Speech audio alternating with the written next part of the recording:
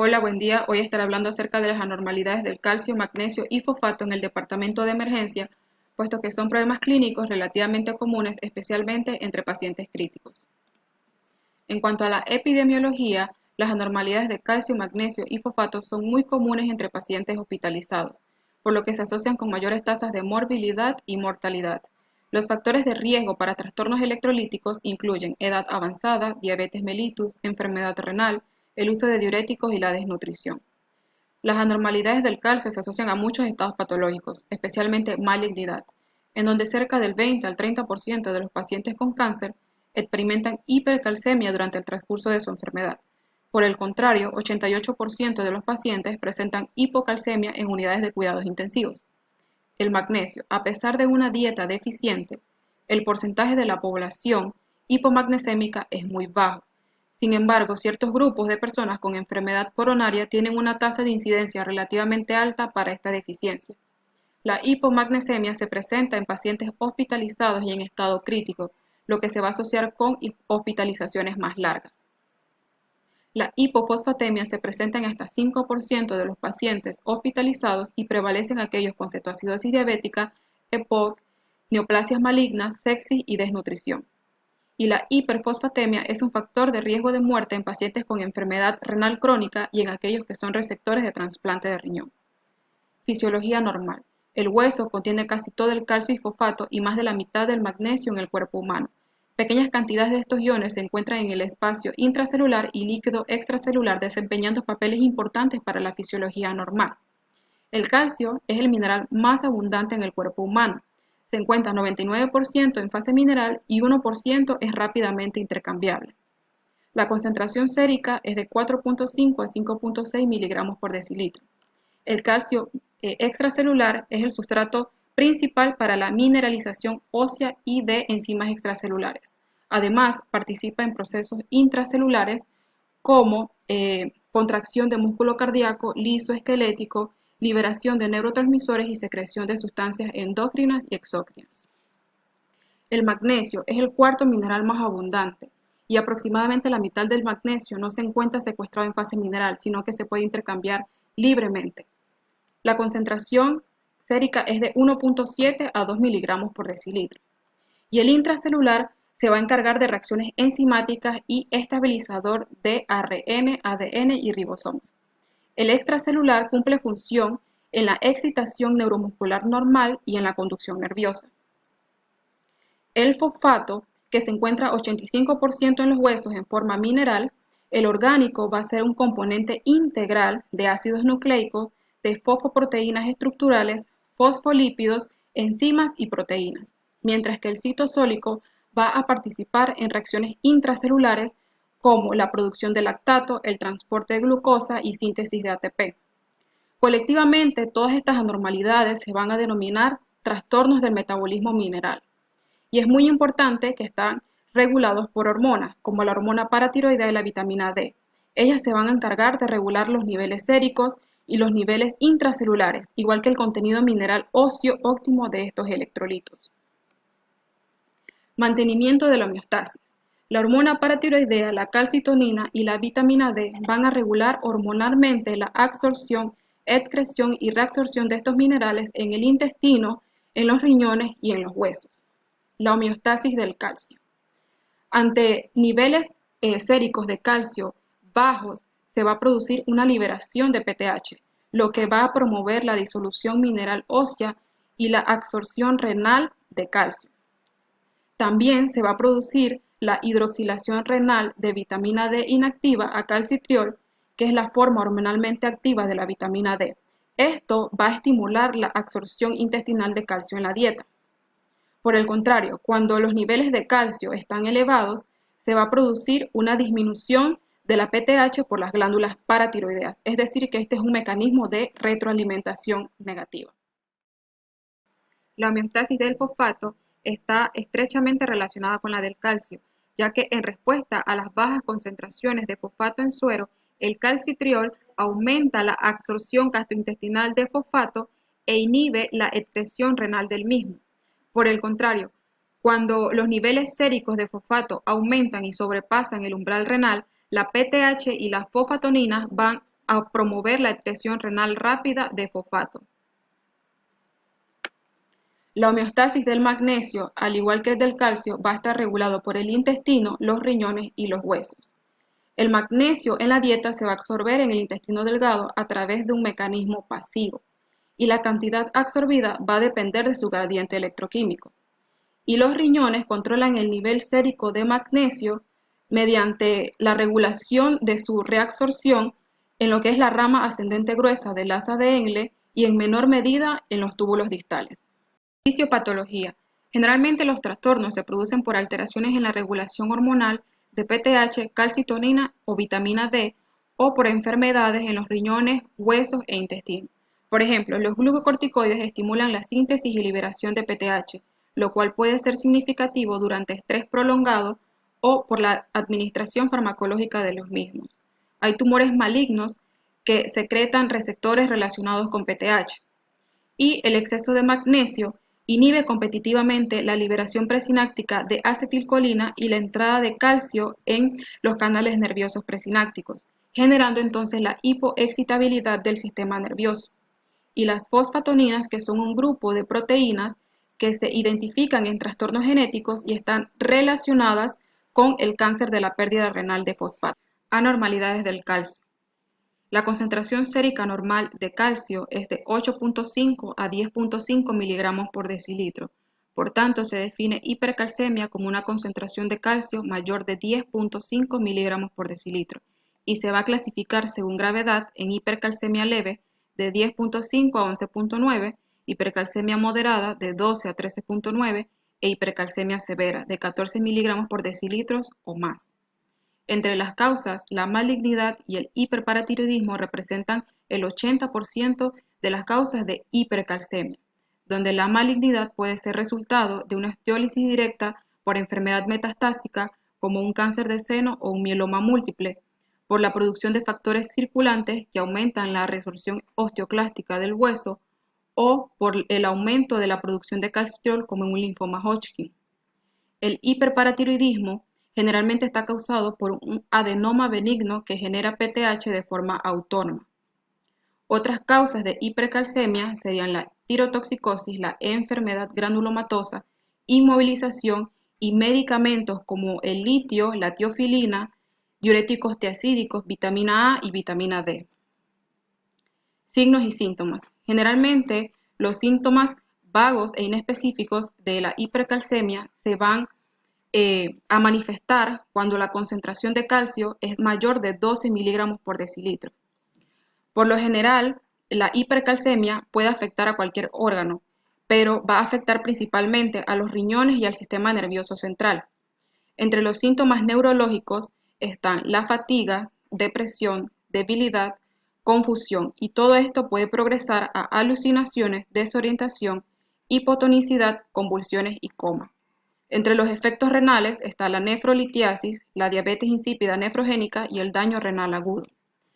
Particularmente los pacientes también pueden presentar síntomas gastrointestinales como la anorexia, náuseas, vómitos y estreñimiento. Las manifestaciones cardiovasculares van a variar, ya que el calcio es un inotrópico positivo y esto va a cambiar cuando alcanzan niveles mayores de 15 miligramos por decilitro, donde se va a producir una depresión miocárdica, generando intervalo QT acortado, intervalo PR y complejo QRS prolongados. Y generalmente los pacientes con hipercalcemia hacen hipocalemia y esto va a ser un riesgo de generar arritmias. En cuanto al manejo, la reposición de volumen con solución salina, generalmente de 2 a 6 litros o 200-500 mililitros por hora, puede ser el primer paso efectivo para el manejo de la hipercalcemia. Una vez que se alcanza la euvolemia, se puede administrar diuréticos de asa como la furosemida en una dosis de 20 a 40 miligramos intravenosos y es muy importante reemplazar las pérdidas de potasio y magnesio inducidas por la diuresis. Los bifosfonatos son la primera terapia de elección para el tratamiento de la malignidad. Por lo general se utiliza el zoledronato en 4 miligramos intravenosos y el pamidronato en una dosis de 60 miligramos intravenosos. Es muy importante las consideraciones prácticas, eliminar los medicamentos incitantes, la disminución de la ingesta en la dieta y medidas más drásticas como la diálisis peritoneal y la hemodiálisis, que son efectivos para disminuir la concentración de este electrolito. La hipocalcemia. Esta se define como una concentración de calcio menor de 8.5 miligramos por decilitro. Y ya que la mitad del calcio se encuentra unido a albúmina, una concentración total de calcio puede reflejar una hipoalbuminemia, no así el calcio ionizado, que es metabólicamente activo. Por tanto, es necesario realizar una corrección de la hipoalbuminemia con la siguiente fórmula para diferenciar una hipocalcemia ficticia de una verdadera. Entre las causas de hipocalcemia, es importante hacer una búsqueda exhaustiva de la causa subyacente. Puede ser por una deficiencia de PTH, como un hipoparatiroidismo que puede ser hereditario o adquirido, que puede ser resultado de la irradiación del cuello, de una paratiroidectomía, de una enfermedad infiltrante o autoinmune. La hipomagnesemia severa y la deficiencia de vitamina D también pueden causar hipocalcemia debido a sus efectos sobre la PTH. La hiperfosfatemia y la pancreatitis también son otras causas, y los medicamentos. En estos se incluyen medicamentos anticonvulsivos, medicamentos inhibidores de la bomba de protones, entre otros. Los signos y síntomas de la hipocalcemia, generalmente cuando son leves, los pacientes son asintomáticos. Los síntomas específicos de la hipocalcemia son el entumecimiento perioral y los espasmos carpopedales de manos y pies, que en algunos pacientes pueden progresar a tetania.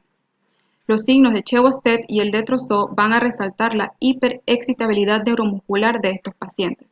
El signo de Chebosted es el espasmo muscular facial provocado al tocar el nervio facial, y el signo de Trousseau se describe como un espasmo carpopedal tras inflar el manguito del esfigmomanómetro. La hipocalcemia también se puede acompañar de irritabilidad, confusión, alucinaciones, trastornos del movimiento o convulsiones. Si la hipocalcemia es aguda, puede generar síncope, insuficiencia cardíaca congestiva y angina por la disminución de la contractilidad del miocardio. Por la prolongación del intervalo QT se puede generar arritmias ventriculares, y por la contracción del músculo liso, estridor laringio, disfagia y broncoespasmo. El manejo. El tratamiento de la hipocalcemia va a estar determinado por la gravedad de los síntomas y el estado clínico del paciente. La hipocalcemia sintomática se trata con calcio intravenoso y, muy importante, no administrarlo en pacientes con hiperfosfatemia. El calcio intravenoso se presenta en forma de gluconato de calcio y en forma de cloruro de calcio. Generalmente un vial de 10 ml de gluconato de calcio contiene 94 miligramos de calcio elemental y el de cloruro de calcio 273 miligramos de calcio elemental. Algo importante es que el cloruro de calcio es esclerótico en las venas, por lo que es necesario administrarlo a través de un acceso venoso central. La reposición oral de calcio se puede administrar en pacientes con hipocalcemia asintomática o leve, y la vitamina D para aumentar la reabsorción de calcio. La corrección efectiva de la hipocalcemia necesita tratar la hipomagnesemia concomitante. Anormalidades del magnesio. La concentración normal de magnesio es de 1.7 a 2 miligramos por decilitro. Por tanto, se define la hipermagnesemia como una concentración sérica de magnesio mayor de 2 miligramos por decilitro. La hipermagnesemia es muy rara debido a la capacidad del riñón para reducir rápidamente su reabsorción tubular a cantidades insignificantes. La causa más común de hipermagnesemia es la insuficiencia renal. Otras causas pueden ser la terapia con litio, el hipotiroidismo, enfermedad de Addison y la descomposición excesiva del tejido en quemaduras extensas o en sepsis. Generalmente los síntomas de hipercalcemia se van a generar cuando se alcanza una concentración mayor de 4.8 miligramos por decilitro. La hipocalcemia, hipercalcemia o uremia concomitante pueden exagerar los síntomas de la hipermagnesemia. Los síntomas más comunes son los síntomas neuromusculares. El primer síntoma que aparece es la atenuación de los reflejos tendinosos profundos, seguido de la parestesia facial. La debilidad muscular puede progresar a una parálisis muscular flácida, depresión respiratoria y apnea. La hipermagnesemia también causa depresión de la conducción cardíaca y los ganglios simpáticos. Si esta es muy severa, puede causar hipotensión. y en caso de que la concentración de magnesio sea extremadamente alta, puede causar bradicardia, bloqueo cardíaco completo e incluso paro cardíaco. El tratamiento va a estar dirigido a la causa subyacente, por tanto, el tratamiento de la disfunción cardíaca relacionada a hipermagnesemia se va a tratar con la administración de calcio. Y la hipermagnesemia severa, el tratamiento de elección es la diálisis. Hipomagnesemia se define como una concentración sérica de magnesio inferior a 1.7 miligramos por decilitro. La hipomagnesemia es mucho más común que la hipermagnesemia y suele ser el resultado de un aumento de la excreción o una disminución de la absorción en los intestinos o en los riñones. Generalmente, alcohólicos y personas con dietas deficientes pueden volverse hipomagnesémicos aun cuando su función renal o gastrointestinal es normal. Otras causas pueden ser el hiperaldosteronismo, el hipoparatiroidismo, hipertiroidismo y medicamentos como los diuréticos, antimicrobianos y digoxina. Signos y síntomas. Generalmente, se va a presentar afectaciones cardiovasculares y neuromusculares. Entre las afectaciones neuromusculares está la debilidad muscular, parestesia, nistagmus, temblores, fasciculaciones, tetania, convulsiones y estado mental alterado. Cardíacas están las ondas U, prolongación del intervalo QT, arritmias ventriculares, torsades de Points y toxicidad digital. El manejo va a estar dirigido según la gravedad de los síntomas y el estado clínico del paciente. La hipomagnesemia severa o sintomática se va a tratar con sulfato de magnesio intravenoso, con el objetivo de mantener una concentración en suero mayor de 1, tanto que la concentración sérica de magnesio es el principal regulador de la absorción renal de magnesio. Entonces, si hay una corrección brusca intravenosa, se puede inhibir el estímulo de la retención de sodio. Es muy importante hacer la corrección de potasio y calcio. Y para la hipomagnesemia inducida por diuréticos, que el paciente no puede dejarla, se puede beneficiar de un diurético ahorrador de potasio. Anormalidades del fosfato. La concentración normal de fosfato es de 2.5 a 4.5 miligramos por decilitro. Por tanto, la hiperfosfatemia se define como un nivel de fosfato mayor de 4.5 miligramos por decilitro. Entre las causas se encuentra el aumento de la absorción gastrointestinal, que puede ser por el consumo de laxantes o enemas que contienen fosfato. También la intoxicación por vitamina D. Otra causa puede ser la disminución de la excreción renal, por ejemplo, por un fallo renal o por un hipoparatiroidismo. También se da por los rápidos cambios extraintracelulares, que puede ser por un síndrome de lisis tumoral aguda, radiomiólisis, hemólisis e hipertermia.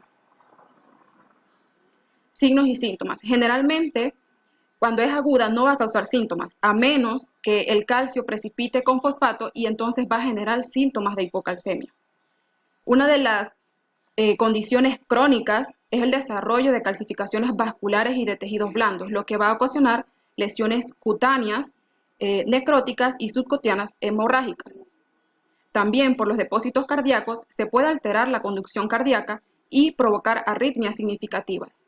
El manejo va a estar dirigido hacia la causa subyacente. Por tanto, la restricción en la dieta es un tratamiento efectivo para la hiperfosfatemia en la insuficiencia renal, pero la adición de aglutinantes de fosfato oral se hace en una insuficiencia renal avanzada.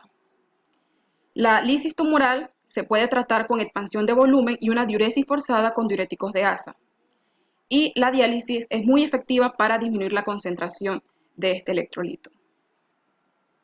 La hipofosfatemia se define como una concentración de fósforo inferior a 2.5 miligramos por decilitro y se clasifica según gravedad en leve de 2.5 a 3.5 miligramos por decilitro, moderada de 1 a 2,4 y severa que es menor de 1 miligramos por decilitro. Generalmente está causada por una disminución de la absorción intestinal que se puede ver en mala absorción, en una diarrea crónica, en deficiencia de vitamina D y el abuso de antiácidos. También puede ser provocada por un aumento de la excreción urinaria, como en un hiperparatiroidismo o un síndrome de Fanconi hereditario o adquirido. Por último, puede haber una redistribución extra intracelular que se produce en el tratamiento de una cetoacidosis diabética, alcalosis respiratoria, quemaduras extensas o en una crisis blástica leucémica. Generalmente los síntomas se van a ver en una hipofosfatemia moderada a grave. Los síntomas agudos incluyen debilidad muscular, insuficiencia respiratoria, una disminución de la contractilidad miocárdica que genera insuficiencia cardíaca congestiva. Los síntomas severos están la rhabdomiólisis, hemólisis, hay una alteración de la función plaquetaria y de los glóbulos blancos. Y los síntomas crónicos, pues va a causar una enfermedad ósea significativa que se puede relacionar y evidenciar con raquitismo. El manejo. Es preferible la reposición oral, ya que la administración intravenosa de fosfato puede formar complejos de calcio y generar calcificaciones. Y la administración intravenosa de fosfato se puede reemplazar en forma de fosfato de potasio o fosfato de sodio. Y la tasa de corrección varía de 1 a 3 milimol por hora. Se puede aplicar vitamina D a aquellas personas que tengan una deficiencia de la vitamina. Eso es todo. Muchas gracias.